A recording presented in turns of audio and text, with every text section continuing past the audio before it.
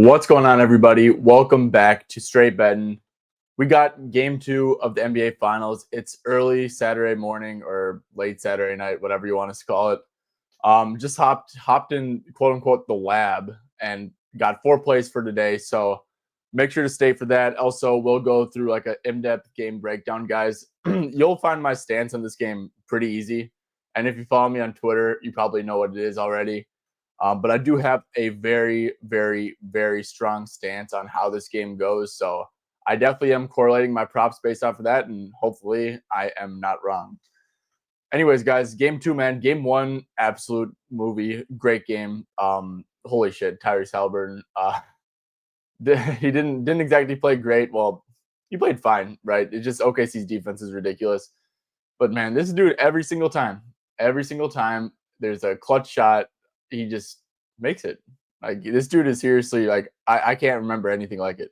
Just ridiculously clutch, man. Yeah, OKC too, man. Kind of choked the game away. We did not get a good J-Dub or check game. So yeah, just absolutely shocked to see OKC drop one at home. It felt just like that. Well, it pretty much was just like that game 1 of the Nuggets, and we all know how game 2 went, right? So kind of just gave away how I'm feeling, but yeah. Okay. And let's see, I'm already on one of the plays. Well, that's great. I'll share that one later. Anyways, guys, like I said, got 4 picks for today. Look, before I give them out, I'm just gonna quick ask. Make sure to drop a like, sub to the channel if you do appreciate this type of content. It goes a long way. Also, drop comments down below, guys. Drop comments what picks you agree with, what plays you are on, who you got winning, all that good stuff. Just yeah, like, comment, subscribe, get all that stuff going. It is very greatly appreciated. It helps me grow a ton, and that's my main goal here. So appreciate all you guys for doing that. All right, guys. One final thing too before I give out the picks, man. I just want a quick shout out the Straight Betting Discord. We are giving out MLB picks. Obviously, I'm doing MLB videos, but my actual picks, the ones that I'm actually playing, I play them right before first pitch. They're all down below in the Discord for free. And my boy JJ, he has given out WNBA picks for free, and he's been crushing it, doing way better than I am, respectively, with them MLB. So make sure to check that out as well.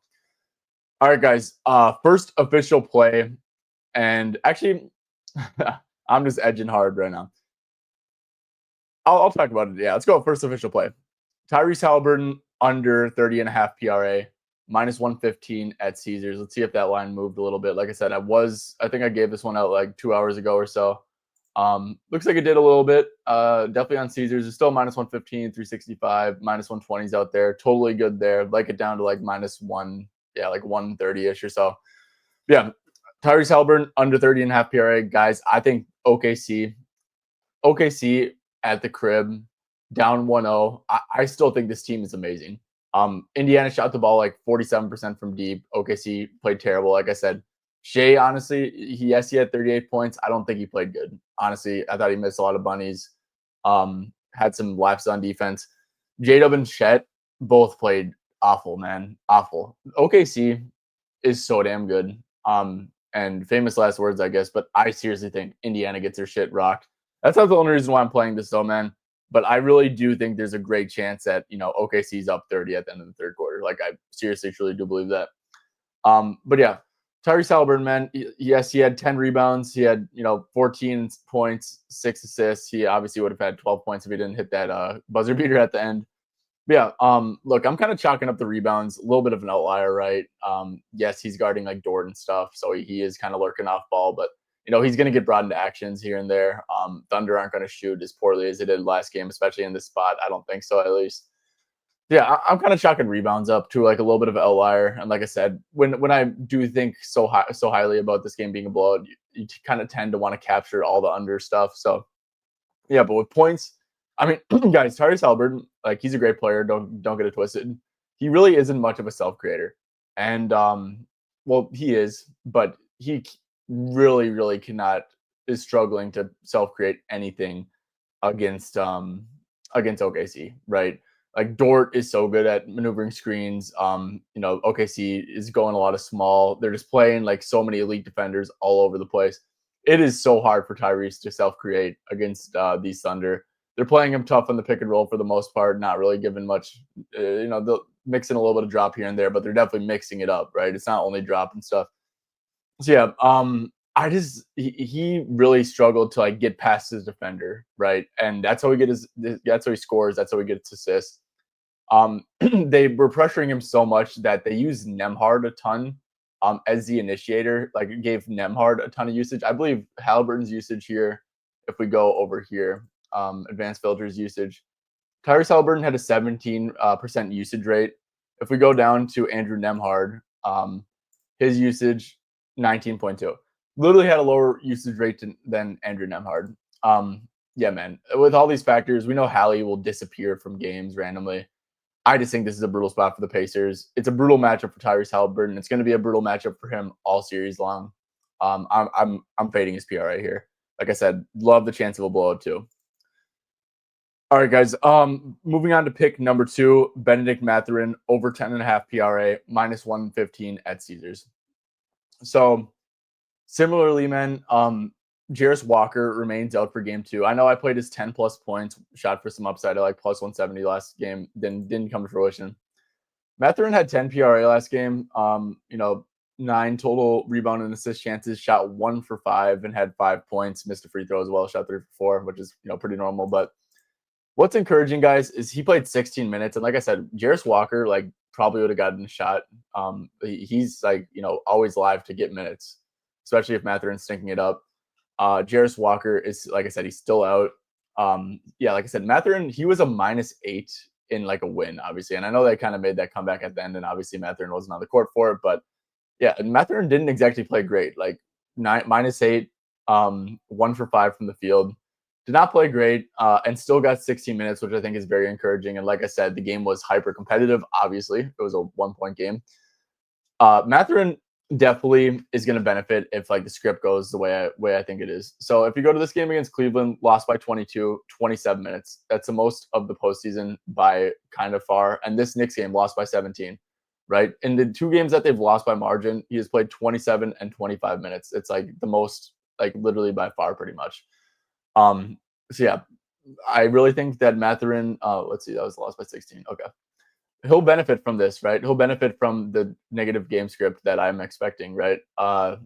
You got Mathurin, who's just like a very good offensive player. Obviously, if you're down like 20 in the third quarter, you need an offensive jolt, they're going to go to Mathurin. Even garbage time, man. Like when you look at the guys, I don't think James Johnson really plays garbage time in losses. I don't think he would. It's like Johnny Furphy and then like Thomas Bryant or Tony Bradley, maybe like TJ McConnell or something, but they don't really have many guys off the bench, right? And then probably Ben Shepherd. But yeah, Benedict Mathurin probably is going to be good for blowout minutes. Like I said, man, and 10.5 PRA just is not a big ask for Mathurin if he's going to be playing 16 minutes in the first place, right? Like if he shoots 2 for 5 last game, he has 12 PRA. And that was like pretty much the worst possible game environment, in my opinion. And like I said, game 2 in OKC, I just truly envision that Indiana gets their shit stomped. I really do. So I think Mathurin will benefit from that. I really like this 10.5 PRA line. Very encouraged by his role in game 1, even though the game remained close and he didn't play great. So yeah, I'm rolling with Mathurin over 10.5 PRA. I think that this is a really good one. Next one, guys, I'm going to the big fella on OKC, who I think was underutilized and might be a potential adjustment coming for OKC. Isaiah Hartenstein, like I said, so he had 9 rebounds and no assists in this game. I will say he did have 3 potential assists, and a lot of Hartenstein's potential assists in general are DHOs, which do not even get registered. So, I'm going to assume that he had like 1 or 2 more. And I did notice he was getting a ton of hub usage, and I'll explain that in a little bit. But honestly, guys, this is a great per minute spot for Hartenstein. I don't think this is a fluke. I know he only had 12 rebound chances, but he did have 9 rebounds. This Pacers team is very, very vulnerable on the glass. And I think Isaiah Hartenstein, in my opinion, is like one of the best rebounders, especially offensive rebounders in the entire NBA. And I know that, he might be a little bit more vulnerable to this, spacing lineup that the Pacers have, but he really can dominate the glass. He also brings a lot of stuff on offense. He's the best screener by a mile, and with how they're pressuring SGA and J-Dub, he can really free those guys up and set great screens. Also, like I said, why I like his assists in here. If you guys have noticed how Indiana defends basically all the time, but especially this playoffs, they're like a heavy ball denial team. So when someone's bringing the ball up, usually it's not going to be Shea, right? Because they're full court pressing and then they're making someone else bring it up. They're just going in full denial. So what Hartenstein will do is he'll come up to like the top of the screen and like like they're not going to deny him like how they are Shea and J Dub. He got the ball a ton at the top of the key and was just in like the hub, being used as the hub. Sorry, I lost my train of thought or lost the words I wanted to use. But yeah, and he's great at getting assists out of that too. So I think it's actually like a really good assist matchup as well. But also like rebounds. And like I said, man, he played 17 minutes. He was a +2. Going small is like what lost him that game. Like Siakam and Turner were actually like really able to take advantage of that, especially on the offensive glass.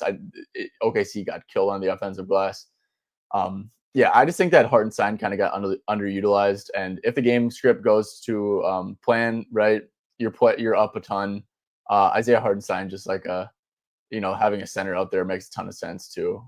So I think it goes with my script. I think that OKC's defense, pressures the hell out of them. Indiana, I think, isn't going to shoot well. That could maybe help with the rebounds and stuff. But yeah, we just know it's a great rebounding matchup, man. I mean, we saw what Cat and Mitch did to them on the glass last round, 9 rebounds in 17 minutes. Like I said, really don't think that's much of a fluke at all. And I think that the assists are actually, I think he's due for like a 3, maybe even 4 assist game, hopefully. Yeah, Isaiah Hartenstein over 8.5 rebounds and assists, still there. And there's better prices, obviously, but I put it at FanDuel because of I am betting these pretty early, so I've got to play them on like FanDuel, Caesars Prop Builder, and stuff like that. So yeah, Isaiah Hartenstein over 8.5 rebounds and assists. Love this look as well. Final play, and I actually have a 5th play. And actually, before I give out these final 2 plays, guys, gonna quick take some time to shout out to Novig and then even Profitex as well. 2 peer-to-peer exchange apps that I want to quick shout them out because if you guys are going to be betting on the finals, which I'm guessing you guys are, if you guys are watching this video, just give Novig a download, give Profitex a download, and check what the lines are going to be like 2 hours before tip off. The lines are just crazy, especially in these markets where these primetime games where like everyone's betting into them. Like the more people bet into these on Novig and Profitex, like the less juice the lines have. So yeah, like I said, there was some crazy lines last year. There's some crazy lines before before tip in these ones. And yeah, guys, like I'm talking about like 10, 15 cents off or best price in market and little stuff like that. So yeah, make sure to check out Novig. Make sure to check out Profitex. I have links down below to download them through the description. It's a way to support by downloading Profitex and Novig. And yeah, make sure to use code BETTIN on Novig. It gets you it's a 50% deposit match up to $25 if you use code BETTIN. That's BETTIN on Novig, and then Profitex is just going through the link. So that's easy ways to support me, and it's greatly appreciated. And like seriously, guys, I'm a huge fan of both Novig and Profitex. And like I said, I seriously think you guys are missing out, or I know you guys are missing out if you guys do not have those in your repertoire of books, because they will have the best price in market a ton. All right, guys, moving on to play number 4, official play number 4. And like I said, I do have a 5th play. I didn't play it yet because I couldn't get down $100 on it. So couldn't play it officially, but I 100% will be on it as long as you guys don't steam it. Anyways, guys, I'm not talking about this one. Nemhard under 3.5 rebounds / OKC money line -110 at DK. There's a -104 at Prop Builder. -110 MGM. I think Caesars was like -117 and FanDuel was like -120. So all those are good. Andrew Nemhard, guys, his role on defense this series, I know he had 4 rebounds last game, but his role on defense this series is like intense. Like he's pretty much the only one guarding SGA. He's picking him up full court. Look, yeah, like I said, he did have 4 rebounds last game. However, one of them was like literally a block that went like into his hands. And then another one was like an offensive rebound on a 3 that just like bounced right to him. Basically, all 4 rebounds just like bounced right to him. And that will happen, right? If you're on the court, that's going to happen from time to time. But he's literally just guarding SGA, man. He's guarding SGA full court. He's not looking. He's like you go back and just like watch a game. He's not worried about rebounding at all. Like that's not what he's thinking about doing whatsoever. Not head-to-head playoffs. He's under in 10 out of 17 playoff games. And then if you just go to so he played 32 minutes in game one. Like I said, man, he's gonna need rest here and there because because of like what he's doing on defense, but also like I said, this is playing into my OKC blows out Pacers thing too. Just taking an under on a starter, right? But yeah, 27 to 35 minutes. I guess I think that's a fair projection for him. He's under and a lot more than he is in. And like I said, he's guarding SGA. This is a brutal rebounding spot for someone who's like not a rebounder to begin with, but it just should be intensified a little bit more. So not going to overthink this one, man. He got some good bounces last game. I'm assuming that he won't get good bounces all the time. So yeah, taking him under 3.5 rebounds, pairing it with the OKC money line, getting a -110 out there. Big fan of this one for sure. All right, guys. Like I said, the fifth look. Like I said, this isn't an official play yet, but like I said, I'm for sure gonna play it. Shai Gilgeous-Alexander. I played this last game. I think I talked about it last game as well. SGA over 9.5 first quarter points. Look, Pacers kind of came out and did exactly what I expected, especially in that first quarter. Shai got up 12 shots, 2 free throws. In the game, Shai got up 30 shots, 8 free throws, right? The Pacers weren't super aggressive on Shai. And that's how they've been against Mitchell, Brunson the entire time. And yeah, it came to fruition with how many shots he took. Pacers won the game. They played pretty good. They played really good defensively, honestly. If Indy didn't have so many damn turnovers, they probably would have won by a shit ton. So yeah, Indiana played really good defensively. I see no reason for them to switch it up unless Shai's absolutely frying them. But guys, and that's the whole point of taking first quarter, right? It's like, okay, they're probably going to come out and do the exact same thing, what they did to start the game. But if Shai really is frying them, then they'll switch something up. But he would have had 10 points by then in the first quarter if that's the case. And on top of that, guys, absolute desperation spot, right? Shai, MVP, top 2 player in the world, in my opinion. He's going to come out aggressive, and he knows he has to. Because this is an absolute must-win game, man. You got to set the tone early. And also, like I said, if OKC does have one of their signature home games where they win by 30, maybe Shai wouldn't play the fourth quarters, and maybe he would, stay under his full line because of that. So, yeah, SGA over 9.5 first quarter points. Absolutely in love with this one. This is probably like my third or second favorite prop. Like I said, I just couldn't play it yet because I couldn't get down 100 at the FD line. So yeah, waiting a little bit for limits to go up on that because it is obviously a very niche spot. So yeah, going with SGA over 9.5 first quarter points, or I will be going with that. All right, guys. Let's just spend a little bit of time. I'm not going to spend a ton of time breaking the rest of the stuff down. I will say I do have a really strong lean. I think J-Dub is going to bounce back a little bit. Not the biggest fan of his line. I kind of wish it was like 19.5 or 20.5 for minimal juice. But yeah, J-Dub, he's getting the same Shai coverages and stuff. Shot the ball like shit last game, 6 for 19. Still had 17 points, right? So very inefficient game. Like him to bounce back a little bit. Also, like the blowout concerns that are in my head a little bit, but that obviously wouldn't affect the Thunder players as much. Chet, honestly, guys, Chet kind of looked a little bit lost out there. Actually, he looked a lot lost. Still think he bounces back with minutes to an extent. Maybe this might just not be a Chet series. Like I said, I like Hartenstein. I really like what he brought, but I do think that they run the bigs a little bit more in general. But yeah, the lines didn't overreact or anything too much Chet stuff. They're kind of thinking the same thing. Or else this line would be like 12.5 and this line would be like 7.5. So yeah. Lou Dort shot the ball very, very well. I think Indiana probably still lives with him, right? They did have a couple times where they kind of just left Dort like pretty wide open. It also helped, with his overall volume because he was shooting the ball so well. And obviously, teams are going to continue to let Dort shoot, but he's going to be more confident to let it rip.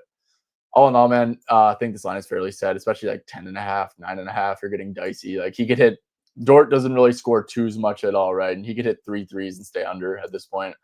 In fact, and also Dort has like that home road split thing going for him. So I think maybe the best thing to do with Dort, hope that he has a big game and then fade him on the road.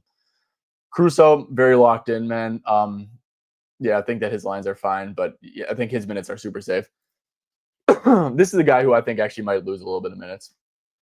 Cason Wallace. I'm a big fan of his under PRA at 13.5. Big fan of his under rebounds and assists at 5.5. Yeah, like I said, man, I think they're going to go play their bigs a little bit more. I think it was a little bit disrespectful to how little they played, but yeah, like I said, they're not going to take away from Caruso's minutes. I thought Dort was incredible. Maybe they could take away from Dort minutes, the bigs, but I thought Dort was incredible last game. He looked super comfortable out there, menace on defense as usual. Kaysen was also getting hunted by Siakam a few times, right? Like they would get the switch on to Kaysen, and he just can't hold up like how Caruso and Dort can against bigs, and obviously like J-Dub and stuff. So I actually think that I'm kind of in on Kaysen losing minutes here. So yeah, definitely cool fading his under PRA. Definitely a lean of mine. Rest of these guys don't really have much take on, but yeah, it's like these guys would obviously benefit if it was a blowout. So maybe you played Isaiah Joe to hit 3 threes or something like that, or 2 threes, get some good plus money going. I don't know.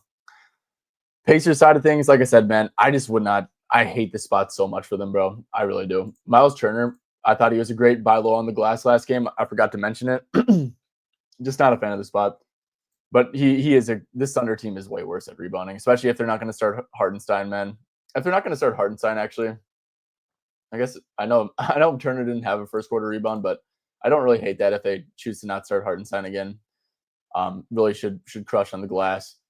Siakam, I was on his under last game. He finished right on the hook to win on the under, and I don't know if it was the best read, man. Like I said, he just got too many easy switches, and if OKC does indeed go that super small ball again, like Pascal can kill that shit and just like get like a favorable switch because they are so damn small. So yeah, lean under, like I said, just because he's a Pacer starter and I hate the spot for them so much. And I think it still is obviously like a tough matchup, but I think I'd probably leave Pascal alone here. Turner's interesting. Whenever he was getting guarded by Chad or Hardenstein, he was getting up a ton of shots. But when they were like going small and switching everything, he definitely wasn't getting any threes. And I think he got like seal down low and bucket. But besides that, he wasn't very involved when they were just switching everything. So he's a lean under for me as well. Neesmith, I was very, very close to playing his under 11.5 points. And I know the thing is like, yeah, against OKC, they're going to give up those spot up looks. Neesmith, I went back and looked at his shots, bro, and really none of his shots were like because of overhelping, right? Like a lot of them were just like bullshit, like grenades. Like some of them were like backdoor cuts or something where he got blocked most of the time. But yeah, none of them were really because of like overhelping or anything like that. And it makes sense because Hallie just can't beat these guards off the dribble, right? So it's like Neesmith, that's how Neesmith gets threes. Siakam, right? Like, yeah, they might overhelp sometimes, but yeah, it's like Neesmith really didn't get open threes like that, man. I know he shot 3 for 7, but he had some tough threes that he made. And yeah, they're just making it tough. So I really, really like his under 11.5 points. Nemhard, I think this is going to be a big Nemhard series, to be honest with you. Like I said, out usage Halliburton, lean over on him, but like I said, I'm just not touching a Pacer starter is over. And obviously leave rebounds out of it. But like PA, I don't know what his assists are at, 4.5, a little bit juiced over. 16.5 PA, man. I'm a fan of that. I'm a fan of 11.5 points as well. Yeah, I just think that this is going to be a big Nemhard series, genuinely. Toppin, he had a great game. It was obviously a lot of 3-point shooting variance, right? You don't want to rely on Toppin to hit threes. So I think it's a fair set line because I do think that the looks are going to be there for him, but you just can't rely on him to make them. And also, I don't think he's as safe as like a Mathurin if it were to be like an ugly game script. Obviously, like I said, guys, like Mathurin, I do like McConnell. Just having like that's another ball handler out there is definitely important against this OKC team. So I know he shot very efficiently. He hit a 3. If he didn't hit a 3, he would have went under. But yeah, I actually am kind of a fan of McConnell overs. The Pacers don't have any like garbage time point guards either, and I think it would be McConnell. So yeah, actually, I'm kind of a fan of McConnell over stuff. So yeah. And then Brian Shepard, like I said, do think that it's maybe a spot for them to get extended minutes. Who knows if it's going to be Thomas Bryant or Tony Bradley getting garbage time? I don't really know. So, but yeah, Shepard, I think he makes sense, man. Probably shoots like 2 or 3 threes. Don't hate this. All right, guys. That's it. Like I said, main takeaways, guys. I'll quick recap the plays, but main takeaway from this game is like I feel so strongly that OKC is going to blow out Indiana. And if you guys think I'm wrong, man, like drop a comment down below. I just think so highly of this OKC team, like I really do, and yeah, think that it's going to be a blowout. A lot of my cops, my props are based off of that. So yeah, quick recap, man. Tyrese under 30.5 PRA. Love this. This is probably my favorite play. Second favorite play, probably Benedict Mathurin over 10.5 PRA. Andrew Nemhard under 3.5 rebounds / OKC to win. It's a little two-legger. Put it at DK minus 110. Obviously, Nemhard's going to be guarding Shea the entire time. And like I said, I just am so confident about OKC getting this win. And then Hartenstein over 8.5 rebounds and assists. I think it's a great matchup for rebounds and assists on a per-minute basis. And I do think the minutes come up a little bit just because the small ball really wasn't great, in my opinion, for OKC. So, yeah, Hartenstein, hopefully he can get there as well. And then, like I said, guys, the Shea first quarter stuff, I'm 100% going to play it. It's just like, when am I going to play it? As soon as I can play it, I'm going to play it, and I'm going to send it out. So it might move, unless you guys move it first. So anyways, guys, thank you guys for tuning in. Like I said, drop a like, sub on your way out. Drop a comment down below. Any little thing to help your boy out is greatly appreciated. So yeah, thank you guys for tuning in, and I'll catch you guys for game 3 or for MLB if you guys do that, because I have been doing those little MLB videos.